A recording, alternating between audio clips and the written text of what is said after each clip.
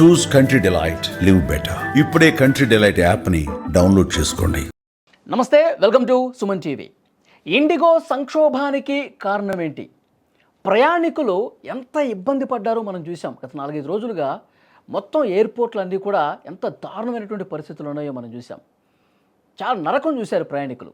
అంటే ఈ సంక్షోభానికి IndiGo నిర్లక్ష్యమా, DGCA తప్పిదమా, ఇంకా వేరే కారణాలు ఏమైనా ఉన్నాయా? చాలామంది మాట్లాడుతున్నారు దీని వెనకాల ఏదో కుట్ర జరిగింది, ఒక మ్యాచ్ ఫిక్సింగ్ జరగటం వల్లే ఈ సంక్షోభానికి కారణమైందని చెప్పి కొంతమంది మాట్లాడుతున్నారు.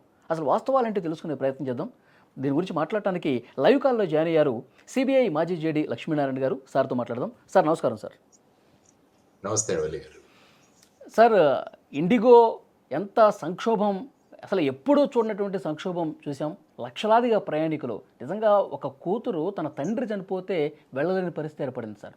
తర్వాత ఒక జంట రిసెప్షన్ ఏర్పాటు చేసుకుంటే జూమ్ కాల్లో అది చేసుకున్నటువంటి పరిస్థితి ఉంది. ఇట్లా ఒక క్యాన్సర్ పేషెంట్, ఎన్నో రకాల ఇబ్బందులతో ఎంతోమంది ఎయిర్పోర్టుల్లో కూలబడిపోయినటువంటి పరిస్థితి ఉంది. ఈ సంక్షోభానికి అసలు కారణం ఏంటి, ఎలా చూస్తారు సార్? యాక్చువల్గా మనం చూస్తే ఎప్పుడైనా ఫ్లైట్ జర్నీలో ప్యాసింజర్ సేఫ్టీ అన్నది చాలా ముఖ్యం. ప్యాసింజర్ సేఫ్టీలో ప్రధానమైనది ఏంటంటే పైలట్ ఎంత అలర్ట్గా ఉన్నారు అన్న దాని మీద ప్యాసింజర్ సేఫ్టీ ఆధారపడి, ఒకటి ఫ్లైట్ యొక్క మెయింటెనెన్స్, రెండవది వచ్చేసి పైలట్ యొక్క ప్రిపేర్డ్నెస్, అంటే ఎంత ఫ్రెష్గా ఉన్నాడు అన్నది చాలా ముఖ్యం. ఈ రెండిటి మీద మనకు ఎయిర్ సేఫ్టీ ఆధారపడి ఉంటుంది. సో ఇలా చూసుకుంటూ పోతుంటే ఈ మధ్య ఏమైందంటే, మీరు మొదట్లో భారతదేశంలో చూసుకుంటే ఎయిర్ ఇండియా ఉండేది, ఆ తర్వాత అనేక కంపెనీస్ వచ్చాయి. ఆ తర్వాత ఈ మధ్య కాలంలో చూసుకుంటే ఇండిగో అన్నది సుమారుగా 61-62% టోటల్ ఫ్లైట్స్ ఏవైతే ఉన్నాయో వాటన్నిటి మీద ఫ్లైట్ రూట్స్లో మ్యాక్సిమం ఇండిగో దగ్గర, ఆ తర్వాత ఐ థింక్ 27% ఎయిర్ ఇండియా దగ్గర ఉంది. మిగతావి ఆకాశా ఎయిర్స్ అని, తర్వాత స్పైస్ జెట్ అని, ఇవి కొన్ని ఉన్నాయి. సో ఆ విధంగా చూస్తే క్రమక్రమంగా దేశంలో, భారతదేశంలో మొత్తం ఏవియేషన్ అన్నది కంప్లీట్గా ఇండిగో మీదే ఆధారపడి ఉంటుంది. మీరు ఎప్పుడైనా ఎయిర్పోర్ట్కి వెళ్ళినా కూడా చూస్తే అన్ని ఇండిగో ఫ్లైట్సే కనపడతాయి. సో ఇటువంటి పరిస్థితులలో మరి పైలట్స్ హైకోర్టుకు వెళ్ళారు. అంటే ఇండిగోలో ముఖ్యంగా పైలట్స్ అన్న వారికి చాలా ఇబ్బందులు ఎదురవుతున్నాయి. వారికి సరి అయిన రెస్ట్ దొరకట్లేదు. ఆ తర్వాత నైట్ ల్యాండింగ్స్ విపరీతంగా చేయిస్తున్నారు.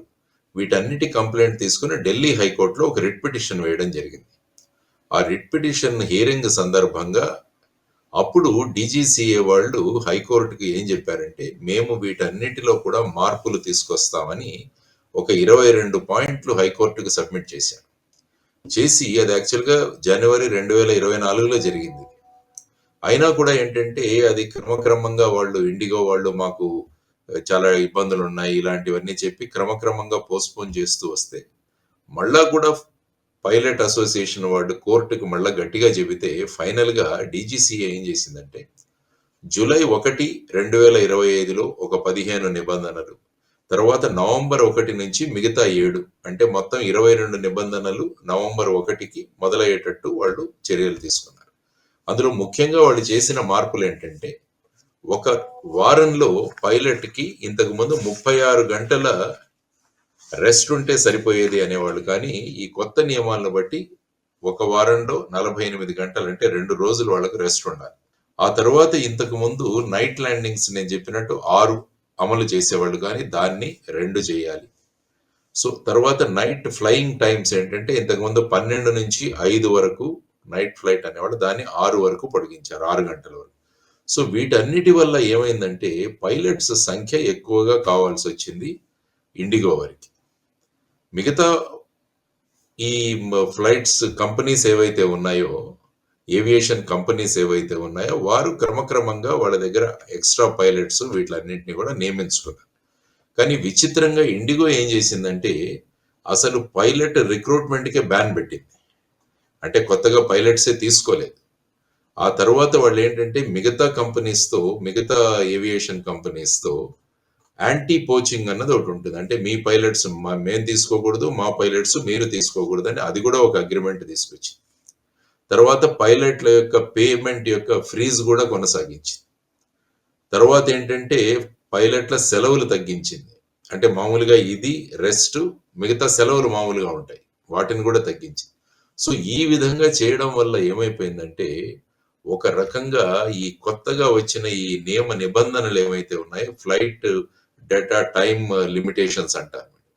సో వాటిలో వచ్చిన మార్పుల వల్ల ఏమైందంటే ఫ్లైట్ డ్యూటీ టైమ్ లిమిటేషన్స్ అని ఏవైతే నేను ఇంతకుముందు మార్పులు చెప్పానో, ఆ మార్పులన్నిటికీ కూడా నవంబర్ 1 నుంచే యాక్చువల్‌గా ఇది మొదలైంది. మీరు యాక్చువల్‌గా నవంబర్ నెల ఒకసారి చూసుకుంటే సుమారుగా 1200 ఫ్లైట్లు క్యాన్సెల్ చేయడం జరిగింది ఇండిగోలో. ఆ తర్వాత డిసెంబర్ ఈ ఒక వారంలో చూసుకుంటే సుమారుగా 4500 ఫ్లైట్స్ క్యాన్సెల్ చేయడం జరిగింది. సో వీటన్నిటి పరిణామం వల్ల ఏమైందంటే మీరన్నట్టుగా ప్యాసింజర్లు చాలా ఇబ్బందులకు గురి అయ్యారు. సో 6 గంటలు, 7 గంటలు, 10 గంటలు వెయిట్ చేసిన తర్వాత కూడా క్యాన్సిలేషన్ జరుగుతుంటే, ఆ విధంగా ప్రజలు చాలా ఈ విధమైన అసౌకర్యానికి గురి అయ్యారు. సుమారుగా వాళ్ళకే ఐ థింక్ నష్టం కదా సార్. 600 గత నెలలో 1200 విమానాలు ఆగిపోయినాయి. పైలట్స్‌ల రిక్రూట్‌మెంట్ జరగలేదు. అది వాళ్ళకే నష్టం కదా! ఎందుకు ఈ నిబంధనలు పాటించలేదు? రిక్రూట్‌మెంట్ ఎందుకు జరగలేదు సార్ మరి? అంటే ఏమవుతుందంటే మొనోపొలీ ఎప్పుడైతే వస్తుందో మనలో అహంకారం పెరుగుతుంది. గవర్నమెంటే మన కాళ్ళ దగ్గరికి రావాలి అన్న ఒక రకమైన భావనలు కూడా వాళ్ళలో చేస్తాయి. ఇప్పుడు ఫైనల్‌గా ఏం చేసింది డీజీసీఏ? దీని నుంచి బయటికి తీసుకురావడానికి వాళ్ళు చేసిందేంటంటే నియమాలు ఏవైతే ఉన్నాయో వాటిలలో మళ్ళా కొంత సడలింపు చేశారు. అంటే ఈ సంక్షోభం బయటికి వచ్చేంత వరకు మీరు గతంలో ఎలా ఉందో ఆ విధంగానే చేయొచ్చు అని వాళ్ళు చెప్పడం జరిగింది. అంటే ఏమైందంటే ఇక దేశానికి మేము తప్ప గత్యంతరం లేదన్న ఒక ఫీలింగ్‌లోకి ఇండిగో వచ్చేసింది. అది చాలా దురదృష్టకరం. అందుకనే దీన్ని మొనోపొలీ అంటాం మనం. అందుకనే మీరు డీజీసీఏ 1960 తప్పులేదా సార్? 60% వరకు ఒక కంపెనీ దగ్గరే పెట్టడం అనేది ఇది కూడా డీజీసీఏ తప్పు కనిపించట్లేదంటారా? తప్పేముంది? ఎందుకంటే ఎంట్రీ లెవెల్‌లో చాలా రిస్ట్రిక్షన్స్ పెట్టారు. ఇప్పుడు కొత్తగా ఏదైనా ఏవియేషన్ కంపెనీ భారతదేశంలోకి రావాలి అంటే, ఆ నియమ నిబంధనలు ఎంత కఠినంగా ఉన్నాయంటే కొత్త వాళ్ళు రాలేరు. సో దానివల్ల వీళ్ళకే ఎక్స్‌పాన్షన్‌కి ఆపర్చునిటీ ఎక్కువగా ఉంది. అందువల్లనే ఇండిగో యొక్క మొనోపొలీ నడుస్తుంది. అంటే డీజీసీఏ వాళ్ళు ఈ కొత్త నియమావళి తీసుకొచ్చిన తర్వాత, ఎఫ్‌డిటిఎల్ తీసుకొచ్చిన తర్వాత, ఫ్లైట్ డ్యూటీ టైమ్ లిమిటేషన్స్ తీసుకున్న తర్వాత వాళ్ళు మానిటర్ చేయాలి. వీళ్ళకు ఎన్ని షెడ్యూల్స్ ఉన్నాయి? వాళ్ళ దగ్గర ఎంతమంది పైలట్స్ ఉన్నారు? మరి ఈ పైలట్స్‌తో ఇన్ని ఫ్లైట్స్ నడపగలరా? యాక్చువల్‌గా మీరు చూసుకుంటే వింటర్ అంటే నవంబరు, డిసెంబర్‌లో ముఖ్యంగా నార్త్ ఇండియాలో ఫాగ్ చాలా ఎక్కువగా ఉంటది. దానివల్ల ఏంటంటే చాలా ఫ్లైట్లు డిలే అవుతుంటాయి. అంటే ఒక ఫ్లైట్ డిలే అయిందంటే ఆ ఫ్లైట్ మళ్ళా సపోజ్ సే ఢిల్లీ నుంచి బెంగుళూరు రావాలి. బెంగుళూరు నుంచి మళ్ళా హైదరాబాద్‌కి రావాలి. హైదరాబాద్ నుంచి త్రివేంద్రంకి వెళ్ళాలి. కాబట్టి అక్కడ క్యాన్సిల్ అయిందంటే ఏమవుతుందంటే ఇక్కడున్న ప్యాసింజర్ల కోసం కొత్త ఫ్లైట్ తర్వాత పైలట్స్ కావాలి. మరి అది కూడా వాళ్ళకి తెలుసు. తర్వాత ముఖ్యంగా ఏంటంటే డిసెంబర్ నెలలో చాలా మంది సెలవులకు కూడా వస్తారు. ముఖ్యంగా ఇతర దేశాలు తీసుకుంటే అక్కడ క్రిస్మస్ హాలిడేస్ ఇస్తారు కాబట్టి దానికి కూడా చాలా మంది బుక్ చేసుకుంటారు. ఆ తర్వాత మనకు ఇది పెళ్లిళ్ల సీజన్. దానివల్ల ఇప్పుడు కూడా చాలా డిమాండ్ ఉంటుంది. సో ఇవన్నీ పరిగణలోకి తీసుకొని ఇన్ని షెడ్యూల్స్ మీరు ఏ విధంగా చేస్తారు అని అడగాల్సిన బాధ్యత కూడా డీజీసీఏది ఉంది. మరి డీజీసీఏ వాళ్ళ ప్రిపేర్డ్‌నెస్‌ని ఎందుకు మీరు వెరిఫై చేయలేదన్నది కూడా ప్రశ్న వస్తుంది. సో ఇందులో ఏమన్నా ఇండిగో తర్వాత డీజీసీఏ వాళ్ళు ఏమైనా కుమ్మక్కయ్యారా? ఇది కూడా ఒక అనుమానం వస్తుంది జనాలకి. ఓకే. కాబట్టి ఎంక్వైరీలో ఇవన్నీ బయటపడాలి. అసలు సో పైలట్ల కొరత రేపు కూడా తీవ్రంగా ఉందంట కదా సార్ దేశంలో. అసలు పైలట్లు దొరకటమే కష్టంగా ఉందంట కదా సార్? ఉన్నది. పైలట్స్ చాలా తీవ్రతరంగా ఉంది. ఎందుకంటే ఒక పైలట్ తయారు కావాలంటే మీకు కొత్త పైలట్‌ని తీసుకురావాలంటే సుమారుగా 8 నెలలు పడుతుంది. ఎవరినైనా తీసుకురావాలంటే బయట ఉన్నోళ్ళని తెచ్చి వాళ్ళను చేసుకోవడం. అంటే ఒక పక్క మనం ఏం చెప్తున్నామంటే అనేక ప్రాంతాల్లో మనము ఈ మనం అనేక కొత్త కొత్త విమానాశ్రయాలు, ఎయిర్‌పోర్ట్‌లు కడుతున్నాం. ప్రతి చోట కూడా ఎయిర్‌పోర్ట్ కడుతున్నారు. మొన్న బీహార్‌లోకి, మధ్యప్రదేశ్‌లోకి వెళ్లి ప్రధానమంత్రి గారు ఏమన్నారంటే చంబల్ లోయ నుంచి కూడా జనాలు ఫ్లైట్‌లో వెళతారని చెప్పారు. అంటే కొత్తగా ఇక్కడ ఎయిర్‌పోర్ట్‌లు కడతామంటున్నారు. అంటే కొత్తగా ఎయిర్‌పోర్ట్‌లు కట్టినప్పుడు కట్టండి మంచిదే. భారతదేశం అభివృద్ధి చెందిందంటే ప్రధానమంత్రి గారు చెప్పినట్టు మంచి ఇది రావాలి. There is no doubt. కానీ దానికి తగినంత వ్యవస్థ, ఆ తర్వాత పైలట్లు, తర్వాత సపోర్ట్ స్టాఫ్, గ్రౌండ్ స్టాఫ్ ఇవన్నీ కూడా నియమించుకోవాలి. అంటే బేసిక్‌గా ఏంటంటే ఇండిగో అన్నది ప్రాఫిట్స్‌కి చాలా ఇంపార్టెన్స్ ఇస్తుంటది. మీరు చూస్తే ఇండిగోలో ఎప్పుడైనా ఈవెన్ వర్షం పడుతున్నా కూడా వాళ్ళు మళ్ళా బస్సులోనే దించుతారు మిమ్మల్ని. ఎందుకంటే ఏరో బ్రిడ్జ్‌కి చార్జెస్ కట్టాలి. దాంతో వర్షం పడుతున్నా కూడా మీరు తడుస్తూ బస్సులో ఎక్కి రావాల్సిందే. సో వారికి మెయిన్గా ఏంటంటే ఒక ఎఫిషియెంట్, కాస్ట్ ఎఫెక్టివ్, తర్వాత వచ్చేసి అతి ప్రాఫిట్స్ బ్రహ్మాండంగా చేసుకోవాలని చెప్పిన దీంట్లో ఇండిగో ముందుకు వెళుతుంది. సో ఇటువంటి పరిస్థితులు మనం సరి అయిన సమయంలో చక్కదిద్దకుంటే ఏమవుతుందంటే ఇటువంటి పరిస్థితులే మీకు ఉద్భవిస్తాయి. అందుకనే 1969లో మోనోపలీ రిస్ట్రిక్టివ్ ట్రేడ్ ప్రాక్టీసెస్ అని ఒక చట్టం చేశారు. అంటే ఏ దీంట్లో కూడా మొనోపల్లి వల్ల వచ్చే ఇటువంటి సంకటాలను నివారించడానికి మొనోపల్లి అవ్వకూడదు అన్నది ఒకటి. ఆ తర్వాత దాన్ని ఏం చేశారంటే 2002 సంవత్సరంలో కాంపిటీషన్స్ యాక్ట్ అని చెప్పారు. దాన్ని కాంపిటీషన్స్ యాక్ట్. ఆ చట్టం దానివల్ల అందువల్ల కాంపిటీషన్ కమిషన్ అని ఒకటి ఉంటుంది. సో వాళ్ళు ఏం చేస్తారంటే ఇటువంటి మొనోపలిని తగ్గించడానికి వాళ్ళు చేస్తుంటారు. మరి ఇండిగో మొనోపలి దాంట్లో ఏమైందన్నది కూడా కాంపిటీషన్ కమిటీ వాళ్ళు కూడా చూడాలి. ఇండిగో ఈ విధంగా ఇటువంటి సంక్షోభం ఎయిర్లైన్స్ని తీసుకురావటం, పోటీని తగ్గించడం చేయాలి కదా సార్. 2 ప్రైవేట్ ఎయిర్లైన్స్ కూడా అనుమతించామన్నారు. అందుకనే ఏం చేయాలంటే ఇప్పుడు ఎంట్రీ లెవెల్లో ఏవైతే రిస్ట్రిక్షన్స్ తెచ్చారో వాటన్నిటినీ కూడా తగ్గించాలి. ఎప్పుడైతే కాంపిటీషన్ ఉంటుందో అప్పుడు ఏమవుతుందంటే ఇటువంటి సంకట స్థితులు రాకుండా ఉంటాయి. మరి ఇప్పుడు ఏం చేశారు ఫైనల్గా? సపోజ్ ఇండిగో గనుక ఆ విధమైన తయారీలో లేదు, ఆ విధమైన ప్రిపేర్డ్నెస్ లో ఇవ్వకుంటే ఆ షెడ్యూల్స్ ని మిగతా ఫ్లైట్ వాళ్ళకి ఇవ్వాల్సి వచ్చింది. మీరు చేయలేరు కాబట్టి ఎయిర్ ఇండియాకి ఇక్కడ షెడ్యూల్స్ మేము పెంచుతున్నాము, లేకుంటే అకాసా ఎయిర్కి మేము పెంచుతున్నాము, లేకుంటే స్పైస్ జెట్కు పెంచుతున్నాము, ఇలాగ చేయొచ్చు వాళ్ళు. కానీ అలా కాకుండా మేము చేస్తాము, మా దగ్గర ఉన్నామని చెప్పి లాస్ట్ మినిట్ లో ఈ విధంగా చేయడం వల్ల ఏమవుతుందంటే చాలా ఇబ్బందులు. భారతదేశంలో ఎలా ఉంటుందంటే ఫైనల్ గా కన్జ్యూమర్ని ఎవడు పట్టించుకోడు, ప్రయాణికులను పట్టించుకునే వాళ్ళు ఎవరు లేరు. అంటే ఇప్పుడు ప్రయాణికులు ఎవరైనా కోర్టుకు వెళ్ళాలంటే కన్జ్యూమర్ ప్రొటెక్షన్ యాక్ట్ కింద వెళ్ళాలి. యాక్చువల్గా మీరు ఇతర దేశాల్లో చూస్తే ఏమవుతుందంటే అక్కడ ప్యాసింజర్ సేఫ్టీ చట్టాలు ఉన్నాయి, అక్కడ ప్రత్యేక చట్టాలు ఉన్నాయి. అంటే అక్కడ ఎయిర్పోర్ట్లో డిలేస్ జరగడం కానీ, లేకుంటే ఈ విధంగా క్యాన్సిలేషన్ జరగడం కానీ, లేకుంటే ఫ్లైట్ యొక్క సైజ్ తగ్గడం ఒక్కోసారి జరుగుతుంది. ఎందుకంటే నాకు పర్సనల్ గా జరిగిన ఒక అనుభవం చెబుతాను. నేను రోమ్కి ఇన్వెస్టిగేషన్కి వెళ్ళినప్పుడు అక్కడ మేము మ్యూనిక్ ఎయిర్పోర్ట్కి వచ్చాం. వచ్చినప్పుడు ఏమైందంటే అక్కడ మ్యూనిక్ నుంచి ఢిల్లీకి రావాలి. అప్పుడు సడన్ గా ఏం చేసిందంటే ఆ ఎయిర్లైన్స్ ఐ థింక్ 100 ఉన్న కెపాసిటీ ఫ్లైట్ వాళ్ళకు దొరకలేదని దాన్ని 72 కెపాసిటీ ఉన్న ఫ్లైట్ ని పెట్టారు అక్కడ. దానివల్ల ఏంటంటే మేము సుమారుగా ఒక 28 మందికి ఆ ఫ్లైట్ లో దొరకలేదు. అప్పుడు వెంటనే వాళ్ళు ఏం చేశారంటే మమ్మల్ని అందరినీ కూడా ఒక 5 స్టార్ హోటల్లో అకామిడేషన్ పెట్టి ఒక ట్యాక్సీలో అక్కడికి తీసుకువెళ్ళి ప్రతి ఒక్కరికి 600 యూరోస్ ఇచ్చారు కాంపెన్సేషన్. అంటే 36,000 రూపాయలు ఒక్కొక్కరికి. ఎందుకంటే అక్కడ ఒక చట్టం ఉంది.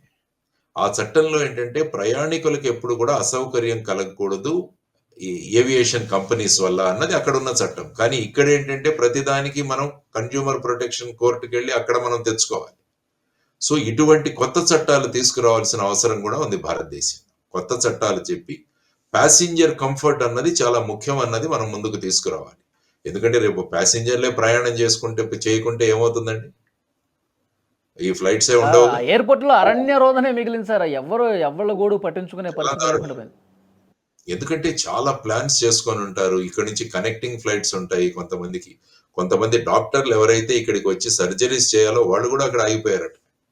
సో ఈ విధమైన పరిస్థితులు ఉన్నాయి. కాబట్టి ఇప్పటికైనా ఎంక్వైరీ ఏదైతే ఆదేశించారో తర్వాత వాళ్ళ సిఇఓ తర్వాత సిఓఓ వాళ్ళని కూడా పిలిపిస్తున్నట్టు చెప్పారు. ఇందులో ముఖ్యంగా డీజీసీఏ భూమిక కూడా పరిశీలించాల్సిన అవసరం చాలా ఉంది. ఇంతకుముందు మీరు కుమ్మక్కు అయి ఉండొచ్చు అని కూడా ఒక అనుమానం వ్యక్తం చేశారు చాలామంది. ఎయిర్ ఇండియా అనేది టాటాకి ఎట్లా వెళ్ళిందో ఇప్పుడు ఈ ఇండిగో ఎయిర్లైన్స్ కూడా ఏదో కార్పొరేట్ కన్ను పడింది, ఆయనకు అప్పగించేందుకు కింద స్థాయిలో ఏదో కుట్ర జరిగిందని చెప్పి ఏదో మ్యాచ్ ఫిక్సింగ్ జరిగిందని చెప్పి మాట్లాడుతున్నారు సార్. వాస్తవం ఉండొచ్చు అంటారా? అట్లా ఈ దేశంలో anything cannot be ruled out. ఎందుకంటే ఈ కుమ్మక్కులు అవ్వడము, తర్వాత ఈ అవినీతి, తర్వాత లంచాలు ఇవన్నీ చూసుకుంటే ఏ స్థాయికైనా వెళ్ళే అవకాశం ఉంటుంది మన దాంట్లో. దురదృష్టకరం. సో ఆ విధంగా మనం చూస్తే ఈ ఎంక్వైరీని చాలా స్ట్రాంగ్ గా ఎంక్వైరీ చేయించాలి. కేవలం డీజీసీఏ కాకుండా ఒక వేరే ఎస్ఐటి లాంటిది ఒకటి ఏర్పాటు చేసి, యాక్చువల్గా మీరు చూస్తే ఢిల్లీ హైకోర్టు కూడా ఒక పబ్లిక్ ఇంట్రెస్ట్ లిటిగేషన్ లిస్ట్ అయింది. ఇప్పుడు ఎల్లుండి లిస్ట్ అవుతుంది. సుప్రీంకోర్టు అయితే నిరాకరించింది కానీ ఇప్పుడు Delhi high court public interest litigation accept చేసి ఎలాగైతే మనం అనేక కేసుల్లో ఈ ఎస్ఐటి ఏర్పాటు చేస్తున్నామో ఇక్కడ కూడా ఒక ఎస్ఐటి ఏర్పాటు చేసి, అంటే ఇప్పుడు డీజీసీఏ వాళ్ళకే ఇప్పుడు ఇన్వెస్టిగేషన్ చేయమని చెబితే వాళ్ళు ఇన్వాల్వ్ అయితే మరి ఎలా బయటికి తీసుకొస్తా? కాబట్టి ఒక స్వతంత్ర సంస్థ అన్నది ఇన్వెస్టిగేట్ చేయాలి ఇటువంటి పరిస్థితులు ఎందుకు వచ్చాయి. 2 సంవత్సరాల సమయం ఇచ్చినా కూడా ఇండిగో ఇంత అలసత్వం ఎందుకు వారు వహించారు? ఈ విధమైన సంక్షోభానికి మళ్ళా ప్రభుత్వాన్ని వాళ్ళ కాళ్ళ దగ్గరికే తీసుకొచ్చి మీరేం చేసినా చెల్లుతుంది అన్న స్థాయికి ప్రభుత్వం కూడా ఎందుకు రావాల్సి వచ్చింది అన్నది కూడా ఆలోచించాలి. అంటే ప్యాసింజర్ సేఫ్టీ ఏమైంది? మరి ప్యాసింజర్ సేఫ్టీ వల్లనే కదా ఈ 22 నియమాలు తెచ్చింది. మరి ఆ ప్యాసింజర్ సేఫ్టీ ఏమైంది ఇప్పుడు? మరి రేపు పైలట్లకు ఏమన్నా ఇబ్బంది అయ్యి ఈ విధమైన మళ్ళా ఎక్కడైనా యాక్సిడెంట్లు జరిగితే, యాక్చువల్గా 3 పైలట్స్ మీరు చూసుకుంటే ఇండిగో పైలట్స్ ఈ మధ్య కాలంలో 6 నెలల్లో చనిపోయారు వాళ్ళు యాక్చువల్గా ఈ ఫెటీగ్ వల్ల. ఒకతను ఐ థింక్ గోపాల్ సుబ్రహ్మణ్యం ఎవరో ఒక ఆయన అనుకుంటా, ఎయిర్పోర్ట్కి వస్తూ అక్కడే కొలాప్స్ అయిపోయి చనిపోయాడు. ఇలాంటి 2 కేసులు కూడా జరిగాయి. సో ఇటువంటి పరిస్థితులలో మరి పైలట్స్ యొక్క ఆరోగ్య పరిస్థితులు ఈ విధంగా ఉన్నప్పుడు మరి ఫ్లైట్ సేఫ్టీ ఎక్కడ ఉంటుందో ఆలోచించండి. సో మొన్న అహ్మదాబాద్లో చూసాం మనం AI-71 ఫ్లైట్ ఇది చూసాం మనం. అందులో 277 ప్యాసింజర్స్ చనిపోయారు. అది ఫైనల్ గా ఇంకా రిపోర్ట్ రాలేదు, దేనివల్ల జరిగిందో అన్నది ఇంకా తెలియదు. సో రకరకాల అందులో వార్తలు కూడా వస్తున్నాయి మనకి. అందువల్ల ఎప్పుడు కూడా కస్టమర్ ఈజ్ వెరీ ఇంపార్టెంట్ అన్న కాన్సెప్ట్తో వెళ్ళాలి. Business is not important or your profits are not important. కస్టమర్లు ఎవరైతే ఉన్నారో వాళ్లకు అన్ని రకాల సౌకర్యాలు జరగాలన్నది ప్రయారిటీలు జరగాలి. డెఫినెట్ గా ఇందులో ఏం జరిగిందన్నది మటుకు బయటికి రావాలి, దీనికి కారణం ఏంటన్నది కూడా బయటికి రావాలి. సో కరెక్ట్ సార్, మీరు చెప్పినట్టుగా ఒక స్వతంత్ర దర్యాప్తు సంస్థ ఏర్పాటు చేసి వాస్తవాలన్నీ కూడా వెలుగులోకి తీసుకురావాల్సిన అవసరం కనిపిస్తుంది. ఆ వాస్తవాలు వెలుగులోకి వచ్చిన తర్వాత దీని గురించి మళ్ళొకసారి మనం డిస్కస్ చేద్దాం sir. Thank you very much JD Lakshminarayana గారు.